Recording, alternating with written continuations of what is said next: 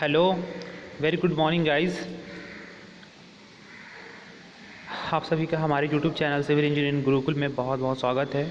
आज के इस लेक्चर में हम बात करेंगे न्यूमेरिकल्स प्रॉब्लम की। लास्ट के लेक्चर में हमने दो न्यूमेरिकल्स प्रॉब्लम को सॉल्व किया था। न्यूमेरिकल की उसी सीरीज़ को आगे बढ़ाते हुए आज हम रिपीटेड कनेक्शन की कुछ और न्यूमेरिकल्स को देखेंगे। उसके बाद हम लोग आगे वेल्डेड कनेक्शन की ओर मूव करेंगे। लेकिन उससे पहले जो भी न्यूमेरिकल है, जब भी हम रिपीटेड कनेक्शन पढ़े हैं अभी तक, उस पर बेस्ड जो भी न्यूमेरिकल्स है, जितने भी सारे फार्मूलाज पढ़े हैं, जो भी कॉन्सेप्ट पढ़े हैं, उस सारे कॉन्सेप्ट का यूटिलाइजेशन जब तक हम क्वेश्चन के थ्रू नहीं कर लेते हैं तब तक हमारा जो कॉन्सेप्ट है प्रॉपर क्लियर नहीं होगा। ओके, जैसे कि आप लोगों ने इरिगेशंस में देखा था, ठीक उसी तरीके से यहाँ पे भी हम लोगों ने रिपीटेड में कनेक्शन में भी लास्ट के लेक्चर्स में हमने दो न्यूमेरिकल्स किए थे। वहाँ से आपका बहुत सारा कॉन्सेप्ट जो है, बहुत सारी फार्मूलाज जो है मेमोराइज हो गई होंगी। तो जब तक आप प्रैक्टिस नहीं करेंगे क्वेश्चंस का, तो आपका फार्मूला याद करने से नहीं होता है। फार्मूला का आप उसका एप्लीकेशन समझिए कि उसका यूटिलाइजेशन कहाँ पे है, तो आप उस फार्मूला को रटने की ज़रूरत नहीं है, उस फार्मूला का आप यूज़ करने लगेंगे, है ना। तो चलिए क्वेश्चन को, आज के इस लेक्चर में हम क्वेश्चन को स्टार्ट करने जा रहे हैं। ओके, तो जैसे कि आप यहाँ पे देख पा रहे हैं स्क्रीन बोर्ड पे, a double cover but joint is used to connect pallets of 12 mm thick if 22 mm diameter power driven shop rivets are used at 70 mm. Determine the strength of joint and efficiency. Take sigma 8 is equal to 150 megapascal. Students, last lecture में हमने बताया था आपको कि जब भी हम shop rivets या पावर ड्राइवन शॉप रिविट्स की बात कर रहे हैं तो वहाँ पे एक्चुअल टेंशन में जो वैल्यू होता है 100 मेगापास्कल्स होता है। ओके, एज पर IS कोड। ओके, लेकिन क्वेश्चंस में कहीं कहीं 150 मेगापास्कल्स दिया रहता है। सो अगर आप जब भी आप वहाँ पे 100 मेगापास्कल्स ले रहे हैं, सो लिख देना पड़ेगा वहाँ पे कि एज पर IS code sigma 8 is equal to 100 megapascals. Okay, otherwise अगर वहाँ पे गिवन है कि 150 मेगापास्कल लेकर वो बनाना ही है, वहाँ पे एकदम मैंडेटरी गिवन है, तो आप अगर उसको भी लेकर के सॉल्व करते हैं तो वो गलत नहीं हो सकता है, क्योंकि वहाँ पे गिवन दे दिया गया आपके क्वेश्चन में कि आपको यही लेकर के बनाना है। तो अगर आप यहाँ पे ये दिया गया, इसके अलावा आप ये भी लिख सकते हैं कि assume sigma 8 equal to 100 megapascal as पर IS कोड, और 100 मेगापास्कल को लेकर के आप प्रोसीड करते हैं तो भी आपका कोई गलत नहीं होगा। ओके, जनरली जो है शॉप रिविट्स के लिए एक्सेल टेंशन में 100 मेगापास्कल ही होता है as per IS code, but यहाँ पे दिया गया है 150 मेगापास्कल आपको लेना है। सो आप अगर लेकर इसको बनाते हैं तो कोई गलत नहीं होगा, ठीक है। लेकिन हम इस क्वेश्चन में as per IS code sigma 80 की वैल्यू शॉप ड्राइवन रिविट्स के लिए 100 मेगापास्कल लेकर के सॉल्व करेंगे। ओके,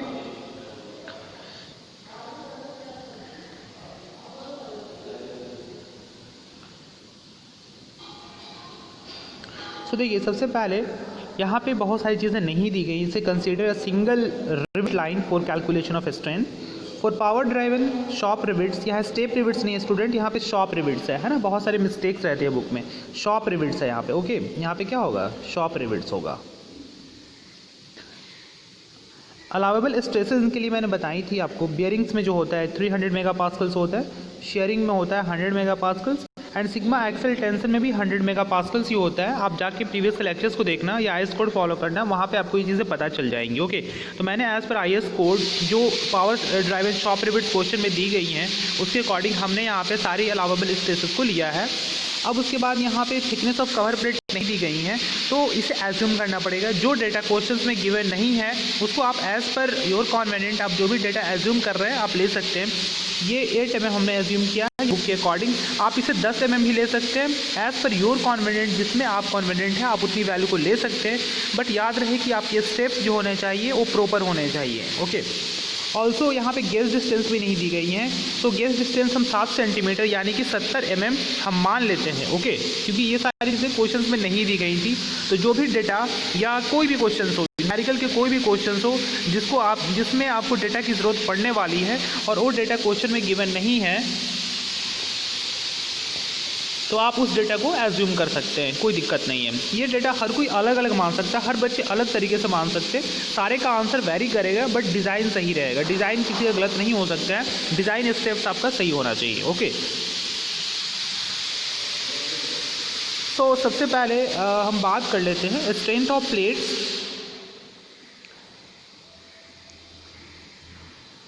देखिए, तो यहीं पे दो प्लेट, यहाँ पे एक प्लेट देख रहा है आपको, ये प्लेट है और एक ये प्लेट्स है ना।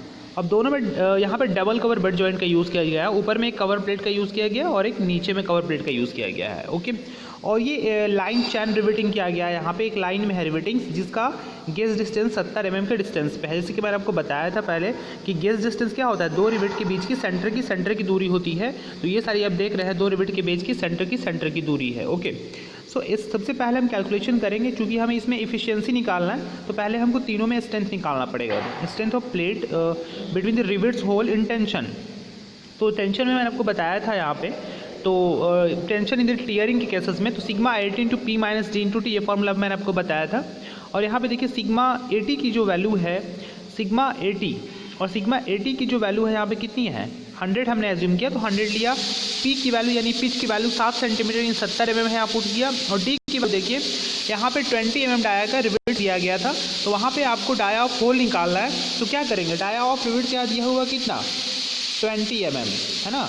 ये क्या है, ये जो डाया ऑफ रिवेट्स है, ये डाया ऑफ रिवेट्स क्या है, लेस देन 25 mm है ना। ये क्या है, 25 mm से कम है।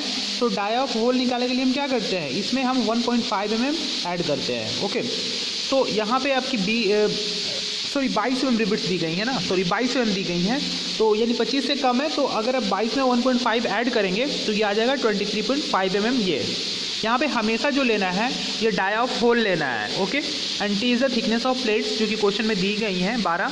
जब आप इसको सॉल्व करेंगे तो ये वैल्यू आपकी आती है 55800 न्यूटन। ओके, बुक में यहाँ पे 150 न्यूटन लेकर के सॉल्व किया है सिग्मा 80 की वैल्यू, तो उसके अकॉर्डिंग वो आया है। हमने यहाँ पे एज पर आई स्क्वायर वैल्यू को लेकर के एज्यूम किया है। हमारी जो वैल्यूज़ आई हैं ये आई है 55800 न्यूटन। ओके,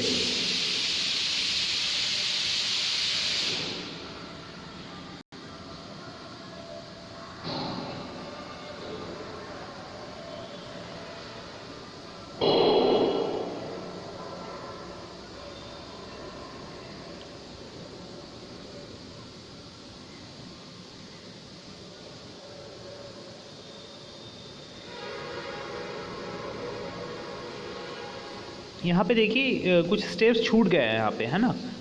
तो यहाँ पे आपको देखिए करना यही है, इसमें आपको तीनों में निकालना है। जैसे कि यहाँ पे स्लाइड कुछ छूट गया है। ओके, लेकिन आपको यहाँ बता देता हूँ कैसे कैसे निकालना है। सो सबसे पहले आपको कैलकुलेट करना है यहाँ पे, जैसे कि यहाँ पे एक्सियल टेंशन में कैलकुलेट किया गया है उस तरीके से जैसे कि लास्ट के क्वेश्चन में आपने किया था। वहाँ पे पहले strength of rivet in bearings में निकालना है। तो strength of rivets in bearing की अगर हम बात कर लेते हैं तो क्या होता है, sigma P F into D into T. इस वैल्यू में अगर आप सारी वैल्यूज़ को पुट करेंगे, सिग्मा पी एफ की वैल्यू 300 पुट करेंगे, है ना, क्योंकि बियरिंग्स में जो स्ट्रेंथ होता है कितना होता है 300 mm। 300 इंटू डी की जो वैल्यू है वो पुट करेंगे आपकी, तो डाया ऑफ यहाँ होल पुट करना है 23.5 इंटू 12। ओके, ये वैल्यू आपकी आएगी 84600 न्यूटन्स। ओके, ये जब आप बियरिंग्स में निकालेंगे तब आएगी, है ना, strength of plate in bearing. उसी तरीके से स्ट्रेंथ ऑफ रिवेट निकालेंगे आप किस में,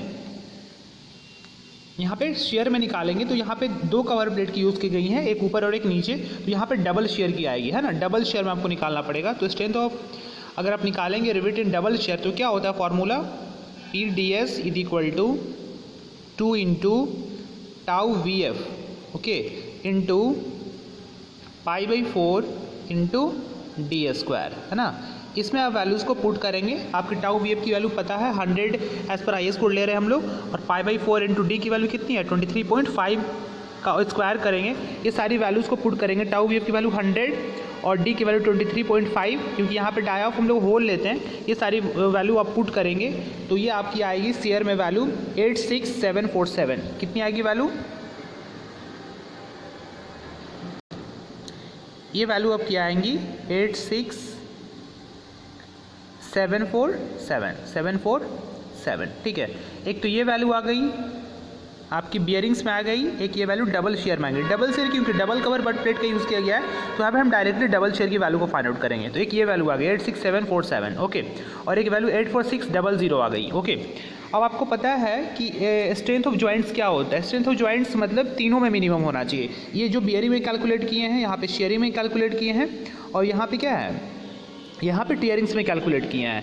तो इस तीनों में जो मिनिमम वैल्यू आएंगी उसको हम लोग क्या करेंगे, क्या कंसिडर करते हैं, स्ट्रेंथ ऑफ जॉइंट कंसिडर करते हैं। तो हमारे मिनिमम वैल्यू जो आई है तीनों में क्या है, ये 55,800 55,800 है ना, 55,800 न्यूटन्स। ओके, ये हमारी क्या आई है, मिनिमम वैल्यू आई है। ओके, तो यहाँ पे हमको चूँकि इफिशियंसी निकालना है, तो स्ट्रेंथ ऑफ क्या होता है, strength of joint divide by में स्ट्रेंथ ऑफ प्लेट। तो यानी कि strength of joint in the sense minimum value of PB, PS and PT, यानी बियरिंग में, शेयरिंग में और टीयरिंग में, तीनों में जो वैल्यू कम होता है उसको हम स्ट्रेंथ ऑफ जॉइंट कंसीडर करते हैं। ओके, तो आप ये तीनों निकाल लिए। ये तीनों निकालने के बाद में जो वैल्यू मिनिमम आई है उनको हमने स्ट्रेंथ कंसीडर किया। तो यहाँ पे आप देखिए, यहाँ पे हमने 55,800 जो है ये क्या हो गया, स्ट्रेंथ हो गया तीनों वैल्यू में, तीनों में, किस में, बियरिंग में, शेयरिंग में एंड टीयरिंग में। यहाँ पे आप कर लीजिएगा मिनिमम वैल्यू ऑफ 1, 2 एंड 3, क्या कर लीजिएगा यहाँ पे, मिनिमम वैल्यू ऑफ 1, 2 एंड 3, ठीक है।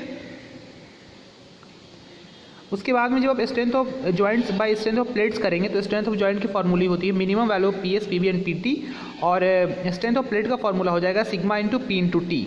तो देखिए वहाँ पे मिनिमम वैल्यू ऑफ जो आएगा आपका कितना आएगा, 55,800 आएगा, और डिवाइड बाई में स्ट्रेंथ ऑफ प्लेट। तो सिग्मा की वैल्यू आपकी एक्सेल टेंशन में 100 लेनी है, और पी की वैल्यू 70 दी गई है, पिच की वैल्यू, और टी की value thickness of plate 12 mm दी गई है। जब इसको सॉल्व करेंगे तो ये वैल्यू आएंगे 0.6643 यानी 66.43%। ये एफिशिएंसी है। ये क्वेश्चन लास्ट के क्वेश्चन पे भी बेस्ट था, कुछ अलग नहीं था इसमें, फिर भी मैंने इस क्वेश्चन को कराया है ताकि आप और क्वेश्चन के साथ प्रैक्टिस करें। तो कुछ स्लाइड्स छूट गए थे इसमें, तो आप जैसे मैंने आपको बताया है, करना यही है कि बियरिंग में, शेयरिंग में और टीयरिंग्स में आप वैल्यू को निकालें और वहाँ पे मिनिमम वैल्यू को क्या करें, वहाँ पे देखें, और मिनिमम वैल्यू जो होगा वही उसका स्ट्रेंथ ऑफ जॉइंट होगा, और उसके स्ट्रेंथ ऑफ प्लेट से डिवाइड कर दे, यानी कि sigma into P into T.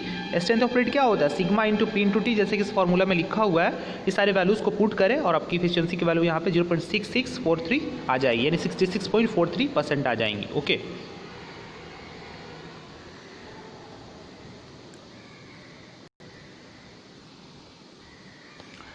Okay देखिए, अब कुछ एक्सेली लोडेड मेंबर्स के लिए कैसे करते हैं हम डिज़ाइन रिविट्स के लिए। यहाँ पे कुछ कॉन्सेप्ट है, पहले से आपको देखना है। ओके, देखिए, design of riveted joints for axially loaded members. यहाँ पे एक अनविन्स फार्मूला होता है, और अनविन्स फार्मूला का यूज़ हम कहाँ पे यूज़ करते हैं, है ना।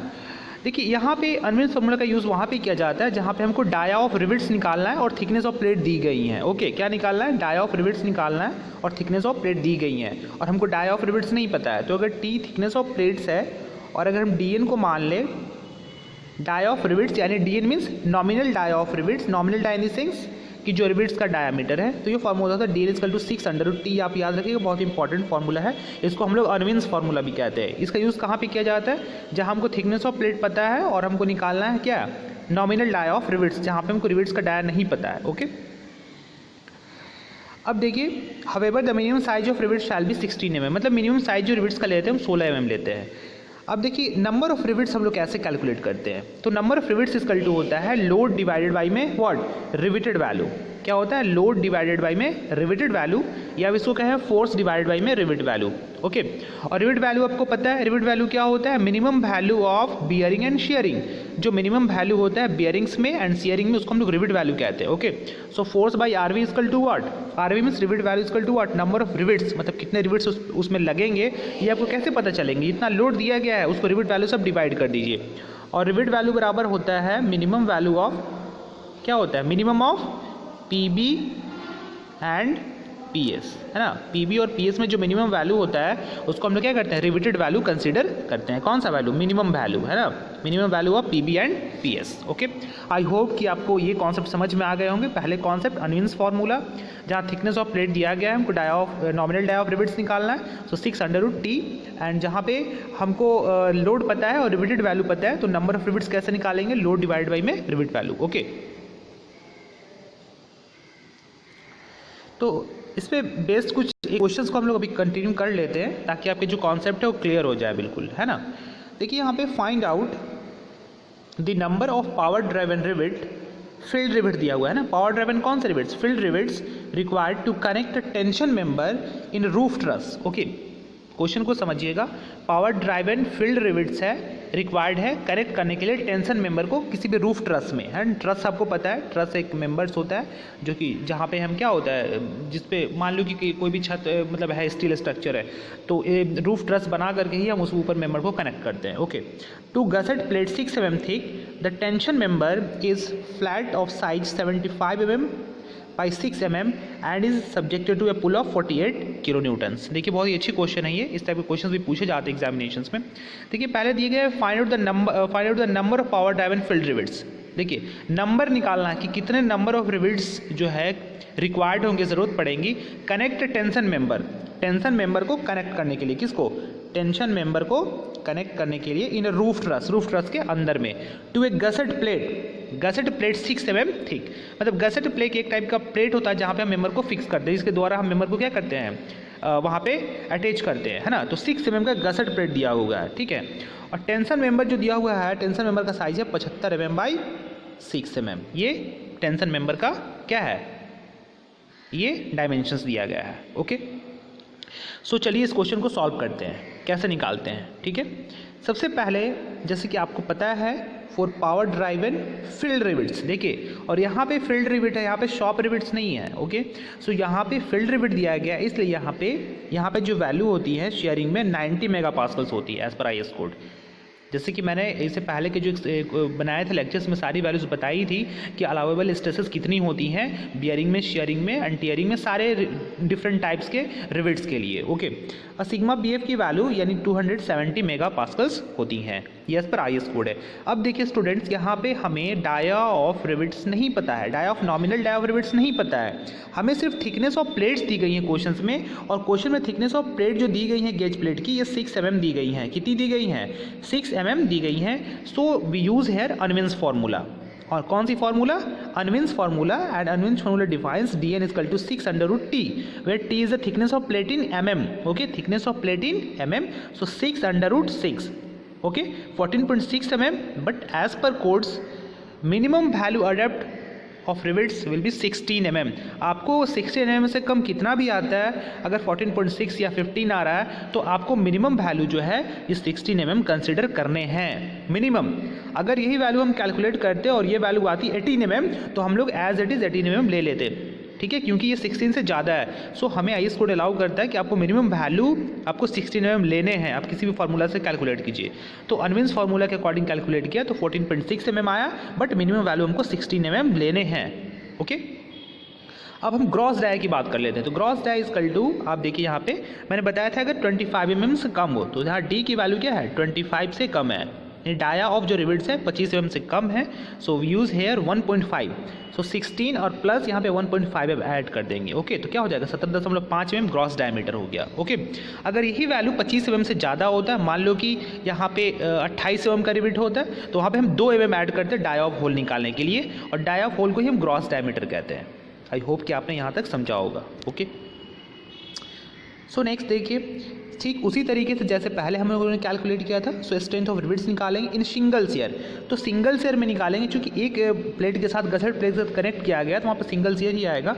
सो tau VF into π/4 into d²। So tau VF की वैल्यू यहाँ पे शॉप रिविट्स के लिए, फील्ड ड्राइवन रिविट्स के केस में होती है हमारी कितनी वैल्यू होती है, 90 होती है। और π/4 इंटू d, यानी डाई ऑफ यहाँ पे होल लेना है, याद रखिएगा यहाँ पे डाई ऑफ होल जब भी कैलकुलेट करते हैं हम डाई ऑफ होल लेते हैं। सो 17.5 का स्क्वायर यहाँ पे आ जाएगी 21647 न्यूटन्स। ओके, अब इन बियरिंग्स में निकालेंगे तो sigma PF into D into T। तो सिग्मा PF की वैल्यू ये होती है सॉफ्ट ड्राइवन फील्ड रिविट्स के लिए 270, और डाई ऑफ होल यहाँ पे 17.5 है, और T थिकनेस ऑफ प्लेट जो दी गई है, गसेट थिकनेस ऑफ प्लेट जो दी गई है 6 mm है, सो ये आ जाएगी value 28350 Newton's. Okay, so I think कि आपको यहाँ तक समझ में आ गए होंगे। प्रीवियस के कॉन्सेप्ट है, जो नए कॉन्सेप्ट थे मैंने आपको बता दिए हैं।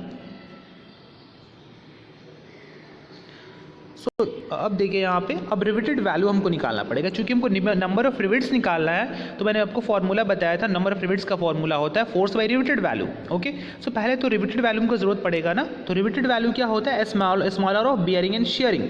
तो जब आप ऊपर देखेंगे यहाँ पे रिविटेड वैल्यू केस में smaller of 1 and 2, in the sense की जो बियरिंग में और शेयरिंग में जो मिनिमम वैल्यू है उसको हम रिविट वैल्यू कंसिडर करते हैं, that is very important. So 2 1 21647 is a smaller in bearing and sharing. आप ऊपर देखेंगे तो वहाँ पे आपको पता चलेगा कि जो मिनिमम वैल्यू है वो आपको बियरिंग एंड शेयरिंग में 21647 है। सो हम इसको रिविट वैल्यू कंसिडर करेंगे। ओके, अब नेक्स्ट बारी आती है क्वेश्चन के अकॉर्डिंग हमको नंबर ऑफ रिविट्स निकालना है कि प्लेट को कनेक्ट करने के लिए नंबर ऑफ रिविट्स की कितनी ज़रूरत पड़ेगी। So number of rivets required equal to force by riveted value. Okay, so F by RV। Okay, so देखिए यहाँ पे फोर्स क्वेश्चन में दी गई है 4800 न्यूटन की फोर्स आ रही है, कितनी 4800। ओके, ये है वैल्यू और इसको हम रिविटेड वैल्यू से डिवाइड कर दिए। ये वैल्यू हमारी जो आई है 2.21 आई है। तो क्या 2.2 जो है हमारा रिविट मिलेगा? हम भले बोलेंगे कि आधा काट के दो हमको 2.2, नहीं ना, तो नियर अबाउट उसके नियर अप्रोक्स में उससे ज़्यादा लेना है, कम नहीं लेना है। 2.21 है तो ऐसा नहीं कि 2 रिविट्स ले लेंगे हम लोग। 2.21 है तो उसे एक ज़्यादा, यानी कि 2.21 से ज़्यादा कौन सा उसके वैल्यू नज़दीक है, यानी 3 नज़दीक है। सो हम यहाँ पे नंबर ऑफ रिविट्स की वैल्यू जो है वो कितना लेंगे? नंबर ऑफ रिविट्स की वैल्यू यहाँ पे 3 लेंगे, याद रखिएगा। ओके, अब देखिए यहाँ पे अब पिच की बात आती है। आपने रिविट्स तो प्रोवाइड कर दिया, लेकिन रिविट्स अब कितनी दूरी पे प्रोवाइड करेंगे आप? ये डिज़ाइन है, यहाँ समझना ज़रूरी है। यहाँ पे रिविट्स को कितनी दूरी पे, डिस्टेंस पे प्रोवाइड करेंगे। मिनिमम पिच जो होता है एज पर आईएस कोड, जैसे कि मैंने आपको पहले बताया था, 2.5 times of nominal dia of rivets. याद रखिएगा यहाँ पे कौन सी वैल्यू लेते हैं? 2.4 times of nominal dia, DN की वैल्यू लेते हैं। ओके, सो 2.5 इंटू डी अगर आप करेंगे, यहाँ पे उल्टा कर दिया, 16 इंटू 2.5, वही वैल्यू वही चीज़ हो गई। 2.5 इंटू नॉमिनल डाया, तो नॉमिनल डाया कितनी दी गई? 16। तो इसको आप कैलकुलेट करेंगे तो 40 mm की वैल्यू आएगी। कितनी आएगी? 40 mm। तो देखिए जो भी वैल्यू हमारी आ रही है 40 mm, आप इससे जो है चाहते हैं तो थोड़ा मोड़ा उसके अप्रॉक्स में वैल्यू रख सकते हैं। तो नियर अबाउट हमने ले लिया है 50 mm यहाँ पे एज पर, ठीक है। अगर आप चाहते हैं कि हम 45 mm रखें तो आप 45 mm भी दिखा सकते हैं, कोई दिक्कत नहीं है। ओके, अब देखिए यहाँ पे आती है एज डिस्टेंस की कैलकुलेशन, है ना। एज डिस्टेंस यानी जो हम रिविट्स किनारे में रख रहे हैं प्लेट का, वो कितना डिस्टेंस पे होगा। तो एज डिस्टेंस जो है एक ये रिविट्स का डाया भी डिपेंड करता है, जैसे कि मैं लास्ट के लेक्चर से बताए थे, आईएस कोड में गिवन है। तो अगर आपकी जो dia of nominal dia of rivets अगर है आपकी 16 mm, तो उसके लिए एज डिस्टेंस जो रखा जाता है as per IS code 29 mm है ना। मैं बाद के लेक्चर्स में, आगे के लेक्चर्स में और भी सारे कॉन्सेप्ट बताऊंगा, क्योंकि भी आप इनिशिएट कर रहे हो तो मैं सिंपल सी कॉन्सेप्ट बता रहा हूँ। रिविट आईएस कोड में दी गई है। नॉमिनल डाया के लिए हम लोग 29 mm जनरली लेते हैं, लेकिन वहाँ पे जो आईएस कोड में वैल्यूज दी गई हैं उसको आप as per questions, as per conditions वहाँ पे थोड़ा बहुत उसमें चेंजिंग कर सकते हैं। सो हमने मिनिमम एज डिस्टेंस 29 mm है, तो आप इसके अबाउट लगभग जो भी डिस्टेंस है 40 mm ले सकते हैं, या फिर आप यहाँ पे 35 mm भी एज डिस्टेंस ले सकते हैं। ये आप अपने अकॉर्डिंग है, ये काम हर एक बच्चा अपने अकॉर्डिंग कर सकता है। ये कोई इसके लिए कोई बाध्य नहीं है कि नहीं वो अब 29 में आ गया तो हम वहाँ पे 30 ले, ये 32 ले, कोई फिक्स नहीं है। मिनिमम आपको 29 लेना है। 29 के बाद में आप उसके अप्रोक्स वैल्यू, अब ऐसा नहीं है कि 29 है तो हम 150 में एज डिस्टेंस ले लें, नहीं। 29 है तो उसके 32 हो गया, 35 हो गया, 40 हो गया, उसके नियर अबाउट में हम एज डिस्टेंस ले लेंगे। ओके, अब ये आपकी डिज़ाइंस क्लियर हो गई। अब यहाँ पे देखिए मैं आपको इसका डायग्राम्स के थ्रू दिखाता हूँ। सो ये गसेट प्लेट है। ओके, सो यही गसेट प्लेट है, इसी में हमें मेंबर्स को फिक्स करना है। ओके, सो ये जो फ्लैट आप देख रहे हैं यहाँ पे, ये जो फ्लैट्स आप देख रहे हैं, इसी मेंबर को यहाँ पे कनेक्ट करना था, ट्रस मेंबर को, ठीक है। क्योंकि ट्रस में मेंबर्स को क्या करना पड़ता है? कनेक्ट करना पड़ता है। किसी भी स्टील स्ट्रक्चर में मेंबर को कनेक्ट करना पड़ता है। सो ये वैल्यू दी गई थी, ये आपकी वैल्यू 75 इंटू 6 mm की वैल्यू दी गई थी। ओके, अब देखिए रिविट्स जो है 60 mm डाया और प्लेट की जो थिकनेस थी 6 mm थी। ओके, तो ये जो वैल्यू देख रही है, हम कितना रिविट्स को प्रोवाइड कर रहे हैं? 3 रिविट्स को। सो एक रिविट्स यहाँ पे, एक रिविट्स, नंबर ऑफ रिविट्स पहला यहाँ पे, दूसरा रिविट्स ये हो गया, तीसरा रिविट्स कौन सा हो गया? तीसरा रिविट्स ये हो गया। ओके, अब पिच डिस्टेंस कितना लिए हैं हम लोग एज पर डिज़ाइन? जो हमारी वैल्यू आई है, कितनी वैल्यू आई है? 50 mm। कितनी? 50 mm। सो यही पिच जो है यहाँ पे 50 mm को प्रोवाइड करने हैं, ये पिच। ओके, और एज डिस्टेंस यानी कि प्लेट के लास्ट से जो नियरेस्ट जो डाया है उसके बीच, उसके होल के डिस्टेंस के बीच, उसका होल का जो सेंटर है उसके बीच की दूरी कितनी है? 40, यानी यही तो एज डिस्टेंस कहलाता है। यहाँ से भी 40 और इधर से भी 40। Okay, so that's clear for design procedures of this particular questions. So इस तरीके से हम किसी भी स्टील स्ट्रक्चर्स के किसी भी क्वेश्चंस का डिज़ाइन करते हैं, रिलेटेड कनेक्शंस का।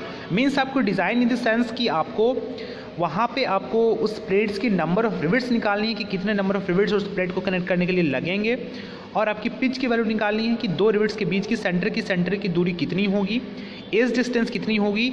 So that's called design. Okay आपकी रिवेट्स की डायमीटर भी नहीं दी गई थी इसमें, तो हमने थिकनेस ऑफ प्लेट से रिवेट की डायमीटर भी निकाली। और जो भी रिवेट्स दिए गए हैं, soft drive and rivets, field rivets दिए गए हैं, तो फील्ड रिवेट के अकॉर्डिंग आईएस कोडल प्रोविजंस के अकॉर्डिंग हमने सारे परमिसिबल स्ट्रेसेस को लिखा और उसके अकॉर्डिंग क्वेश्चंस को सॉल्व किया। आई होप कि आपने इस क्वेश्चन से बहुत कुछ सीखा होगा और आपके बहुत सारे कॉन्सेप्ट क्लियर हो गए होंगे।